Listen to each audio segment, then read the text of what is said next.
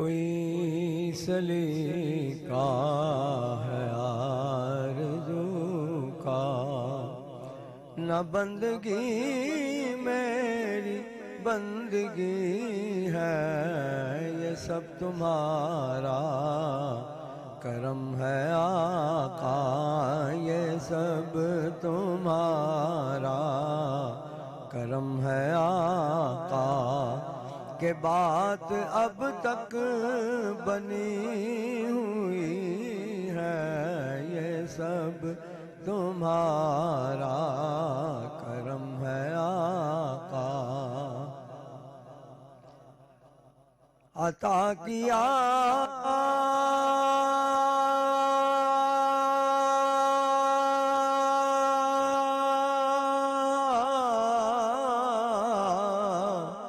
مجھ کو درد الفت، کہاں تھی یہ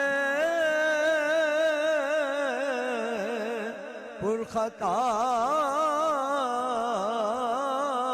کی قسمت، عطا کیا مجھ کو درد الفت، کہاں تھی یہ پرخطا کی قسمت، میں اس کرم کے کہاں تھا قابل، میں اس کرم کے کہاں تھا قابل، حضور کی بندہ پروری ہے، یہ سب تمہارا کرم ہے آقا۔ بشیر کہیے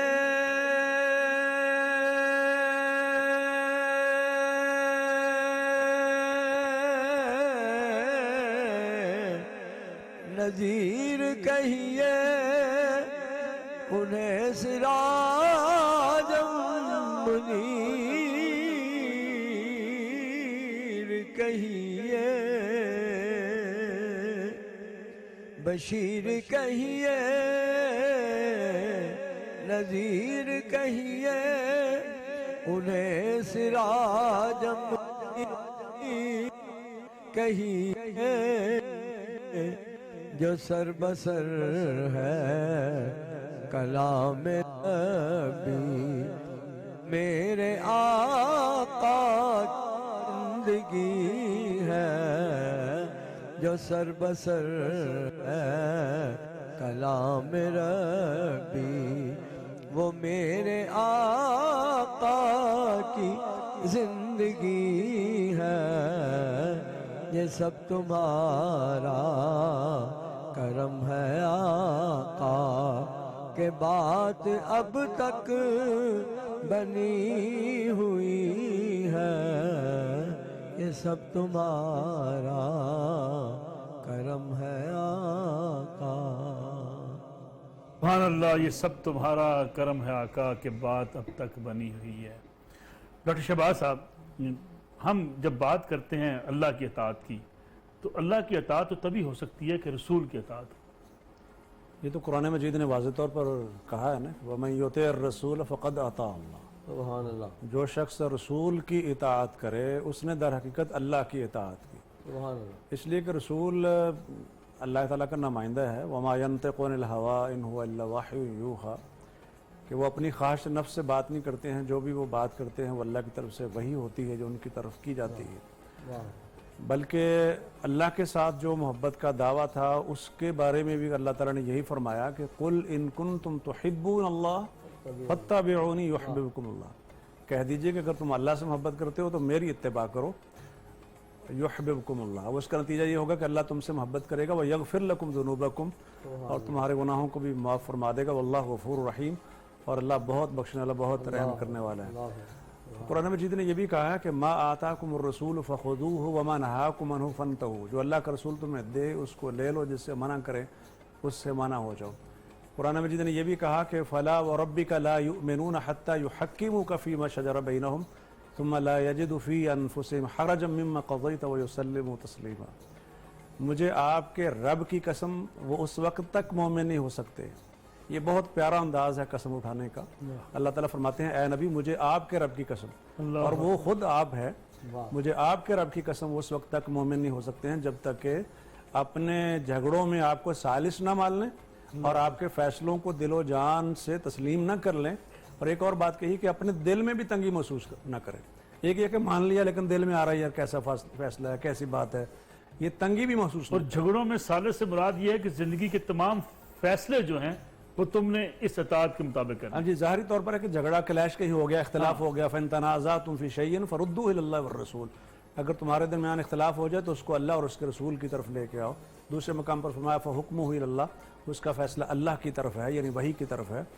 باقی ظاہر ہے اس میں وہ چیز بھی شامل ہے جو آپ فرما رہے ہیں کہ جتنے بھی معاملات ہیں زندگی کے, حلال و حرام کے معاملات ہیں, عبادات کے طور طریقے ہیں, معاشرت ہے, معیشت ہے, حقوق و فرائض ہیں, ان تمام میں ہم نے دیکھا ہے کہ نبی الاسلام تمہارے دماغ میں سارے اس کو نبی الاسلام کا طریقہ کیا ہے, لَقَدْ كَانَ لَكُمْ فِي رَسُولِ اللَّهِ أُسْوَةٌ حَسَنَةٌ. تو تمام معاملات میں ہم نے نبی الاسلام کے اسوہ حسنہ کو دیکھنا ہے, تو اس سے پھر ظاہر ہوگا کہ ہمیں واقعتاً نبی الاسلام سے محبت ہے. بخاری صاحب ایک تصور عام ہے کہ مالدار آدمی صدقہ بھی کر لیتے ہیں, خیرات بھی کر لیتے ہیں, روزے کے ان دنوں میں افطاری کا بندوبست بھی کرا دیتے ہیں, اللہ کی اطاعت اللہ کا حب پانے میں کامیاب ہوتے ہیں. ایک غریب آدمی کیسے حاصل کرے؟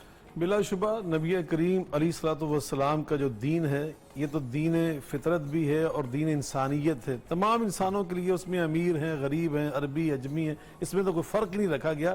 تو اس لیے سب کے لیے یہاں پر تعلیمات موجود ہیں کہ تم اللہ کو کیسے راضی کر سکتے ہو. ایک غریب آدمی جو ہے اس کو بھی اللہ کے رسول نے سخی ہونے کا سبق دیا ہے. یہ نہیں کہ وہ سمجھا میں بہت کمزور ہوں.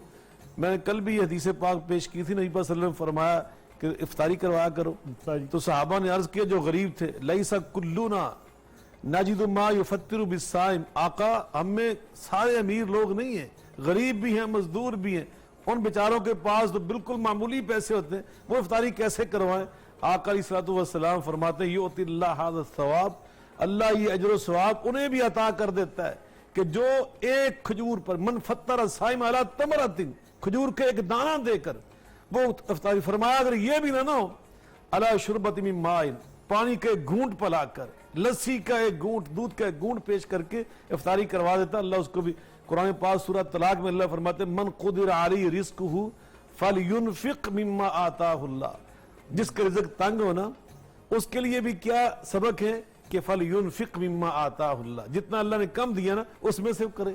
ایک روٹی تو دے سکتا ہے نا بندہ, آدھی روٹی دے سکتا ہے. اسلام یہاں تک دیکھنا چاہتا ہے. اور دوسری بات یہ کہ انما الاعمال بالنیات, اگر انسان کے پاس کچھ بھی نہ ہونا وہ دل میں جذبہ پیدا کر لے, دل میں جذبہ کہ اگر اللہ مجھے یہ عطا کرتا تو میں یہ کرتا. نبی پاک صلی اللہ علیہ وسلم فرماتے جب میں شب معراج اللہ سے ملنے گیا تو مجھے اللہ پاک میری امت کے لیے جو چیزیں عطا کی اس میں ایک یہ بھی تھا کہ میری امت نیکی کی نیت کر لے, ارادہ کر لے, عزم کر لے. ابھی عملی طور پہ پریکٹیکل طور پہ نہ بھی کر سکے تو صرف نیت, ارادے اور عزم سے اللہ تعالیٰ پورا ثواب عطا کر دیتا ہے, پورا اجر.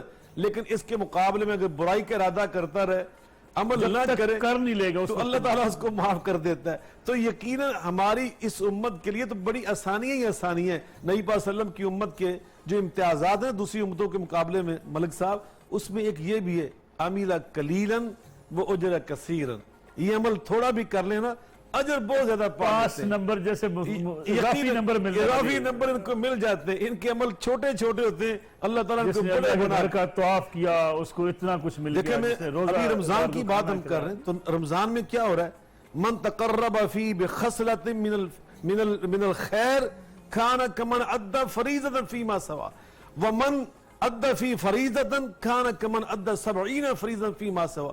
فرمایا اگر اس ماہ رمضان میں ایک نفلی بات کرتا ہے فرضی کے برابر ثواب, اگر فرض ادا کرتا ہے 70 گنا ثواب. مثل الذین ينفقون اموالهم فی سبیل اللہ کمثل حبۃ انبتت 7 سنابل فی کل سنبلۃ 100 حبۃ واللہ یضاعف لمن یشاء واللہ واسع علیم. اللہ کی راہ میں 1 روپیہ خرچ کرے بندہ تو اللہ مثالیں دے کے سمجھا رہا ہے.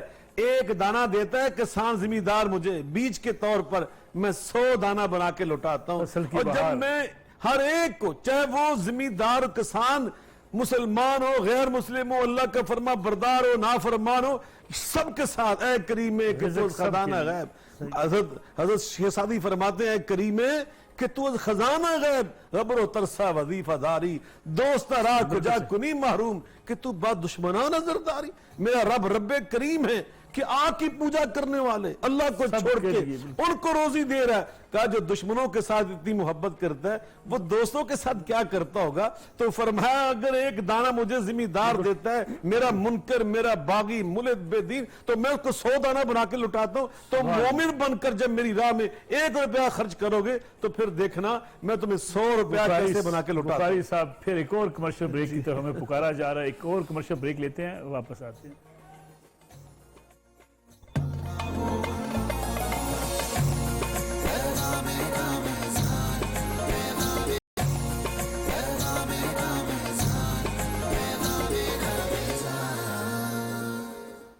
سیری ٹرانسمیشن میں ایک بار پھر خوش آمدید۔ ڈاکٹر شہباز صاحب، ہم بات کر رہے تھے اللہ کی رضا کی۔ اللہ کی رضا کیا حاصل کی جا سکتی ہے حقوق العباد کے بغیر؟ اللہ کی رضا تو اللہ کے حکام ماننے سے ہی حاصل کی جا سکتی ہے، اور اللہ کی رضا، اللہ کے جو حکام ہیں ظاہر حقوق اللہ بھی ہیں، حقوق العباد بھی ہیں۔ ہمارے ہاں ایک مشہور بات ہے کہ حقوق العباد کی اہمیت زیادہ ہے اور حقوق اللہ کی اہمیت کم ہے، تو شاید اس کو ہم پوری طرح سمجھ نہیں پائے ہیں۔ اصل یہ ہے کہ جو حقوق العباد ہیں وہ پہلے حقوق اللہ ہیں اور اس کے بعد پھر وہ حقوق العباد بنتے ہیں۔ مثلا اللہ تعالیٰ نے حکم دیا کہ والدین سے حسن سلوک کرو، والدین کی خدمت کرو، تو پہلے تو جو اللہ نے حکم دیا وہ اللہ کا حق ہوا نا کہ اللہ کی بات مانی جائے، اللہ کی بات مانی، ٹھیک ہے، اور اللہ کا حق ہوا، اور اس کے بعد پھر وہ والدین کا حق ہوا، تو گویا کہ ان کی حیثیت ڈبل ہوگی۔ اللہ کی اطاعت آپ نے کی تب آپ نے جو حقوق العباد ہیں وہ حقوق اللہ بھی ہیں اور حقوق العباد بھی ہیں، اس اعتبار سے ان کی اہمیت زیادہ ہے۔ ورنہ اگر ایک شخص حقوق اللہ کی ادائیگی نہیں کر رہا، مثلا نماز نہیں پڑھ رہا، روزہ نہیں رکھ رہا، تو حقوق العباد اگر پورے کر رہا ہے تو ان کا فائدہ نہیں اس کو، مطلب یہ کہ اس کی نجات نہیں ہوگی جب تک کہ وہ ایمان نہیں رکھتا ہوگا۔ وہ جو بنیادی ارکان ہیں، ارکان ایمان ہیں 6 اور ارکان اسلام ہیں 5، ان پر عمل پیرا جب نہیں ہوگا تو باقی چیزوں کا فائدہ نہیں ہے۔ ہاں ان پر عمل کر رہا ہوگا تو پھر ان چیزوں کا بھی فائدہ ہے۔ اور اس میں ایک چیز یہ ہے کہ اللہ کے ساتھ تو ڈائریکٹ اس کا معاملہ ہے، لیکن بندوں کے ساتھ یہ کہ اس کی تلافی بھی کروانی ہے، اور اس میں بھی ایک چیز اہم ہے کہ اگر ممکن ہو، یعنی ہم اس کو ایسی شرط نہیں لگا سکتے چونکہ لا یکلف اللہ الا نفسا، لا یکلف اللہ نفسا الا وسعہا، تو اس کا یہ ہے کہ مثلا ایک آدمی کا آپ نے حق غصب کیا، اس کے بعد وہ بندہ فوت ہو گیا، ملا ہی نہیں آپ کو، کوئی ذریعہ ہی نہیں ہے، تو معافی کسی آپ سفر میں تھے اس کے بعد ملاقات ہی نہیں ہے، تو آپ یہ تو نہیں ہے کہ اس کی معافی نہیں ہوگی۔ انسان پابند ہے جہاں تک اس کے اختیار میں، اس کی اگر معافی اختیار میں ہو استغفار تو ہے، وہ اللہ چیز- سے معافی ہے، وہ مال واپس کر سکتا ہے، اگر وہ اس سے معافی تلافی کروا سکتا ہے کروائے، اگر نہیں کروا سکتا امپاسبل ہے تو پھر اللہ تعالیٰ سے ڈائریکٹ وہ رابطہ کرے گا۔ لیکن اس کے ساتھ ساتھ دیکھتے نہیں کہ ہم ٹھیک ہے اللہ کی حکم کی تابعداری کرتے ہوئے نماز بھی پڑھتے ہیں، روزہ بھی رکھتے ہیں، لیکن کہیں نہ کہیں ہم معاشرے کے اندر جو لوگ ہیں جن کا حق ہمارے اوپر بھی ہے اس کو ہم نظر انداز کر دیتے ہیں، کہتے ہیں ہم ٹھیک ہے نمازیں ہماری پوری ہیں، روزہ ہے، ہم نے حج بھی کر لیا ہے، اپنے آپ کو ایک تقوی کے ایک زون میں ہم لے جاتے ہیں۔ وہ پہلے ایک بات ہو رہی تھی اس میں میرے ذہن میں یہ آ رہا تھا، امام ابن قیم رحمۃ اللہ علیہ نے لکھا ہے کہ بندوں سے گناہ کیوں ہوتا ہے، مطلب اللہ چاہے تو ہمیں گناہ نہ کرنے دے، قادر ہے نا، اللہ تعالیٰ ہر چیز پر قادر ہے، ہم سے نافرمانی ہو ہی نہ، اللہ تعالیٰ ہم سے نافرمانی کیوں ہونے دیتا ہے، یعنی اللہ کی کونی مشیت ہے۔ اس میں بنیادی چیز یہ تھی کہ انسان کے اندر تکبر نہ آ جائے، ٹھیک، انسان سے غلطی ہوگی، عاجزی انکساری ہوگی، بالکل ٹھیک، اس کے اندر رجوع کرے گا، دوسروں کو کمتر نہیں سمجھے گا، تو اس لیے اس سے پھر غلطی ہوتی ہے۔ تو امام ابن قیم نے بڑی عجیب گفتگو اس میں لکھی ہے کہ گناہوں کے فوائد کیا ہیں۔ یہ جملہ ویسے عجیب ہے ہاں، لیکن اصل میں ایک چیز انہوں نے یہ بیان کی کہ انسان کے اندر عاجزی آتی ہے، انکساری آتی ہے۔ شاہ صاحب بیان کر رہے تھے انسان اللہ کی طرف رجوع جب کرتا انسان ہے، معافی توبہ کی کرتا پلٹتا ہے تو اس کے اندر راضی اس کے گناہوں کو نیکیوں میں اللہ تعالیٰ تبدیل فرماتے ہیں اس توبہ کے نتیجے میں، رجوع کے نتیجے میں، تو اس بنا پر اس سے یہ کونی طور پر یہ صدور ہوتا ہے۔ باقی وہ حدیث مفلس کے اندر ایک چیز موجود ہے کہ ایک انسان کے پاس روزے بھی ہوں گے، نمازیں بھی ہوں گی، سارے کام اس نے کیے ہوں گے، لیکن کسی کا حق مارا ہوگا، کسی کو گالی دی ہوگی، کسی کو مارا پیٹا ہوگا، کسی پر تہمت لگائی ہوگی، تو ظاہر اللہ تعالیٰ نے یوم الدین میں انصاف تو کرنا ہے نا، تو پھر اللہ تعالیٰ ان لوگوں کے اس سے نیکیاں لے کر ان کو اللہ تعالیٰ دیں گے، اور اگر فیصلہ ہونے سے پہلے اس کی نیکیاں ختم ہو جائیں گی تو ان کے گناہ لے کر اس کے اوپر ڈال دیے جائیں گے، ثم طور فی النار، پھر اس کو جہنم میں ڈال دیا جائے گا. تو عدل تو ہوگا وہاں پر. ٹھیک ہے. ضیاء اللہ بخاری صاحب، یہ تقوی کا زوم جو ہے یہ بھی سم ٹائم بندے کو دنیا سے کاٹ نہیں دیتا کہ میں بڑا متقی آدمی ہوں، مجھے کیا لینا دینا ان سے؟ دیکھیں اس میں تو اللہ تعالیٰ نے بڑی واضح تعلیم دی ہے، فلا تزکوا انفسکم، اپنے آپ کو متقی پرہیزگار سمجھنا جو ہے نا یہ بالکل ایک مسلمان کو زیب نہیں دیتا. وہ تو ہمیشہ اللہ تعالیٰ سے دیکھیں نا ہر نماز کی کوئی ہمارے بزرگ ہاتھ بھی ایسے ملاتے ہیں جیسے بڑی مشکل سے جی ملاتے ہیں. یہ بالکل یہ تصنع اور بناوٹ تو بہت ہی ناپسندیدہ عمل ہے. نبی پاک صلی اللہ علیہ وسلم سے بڑھ کر کون ہے دین والا اور تقوی والا؟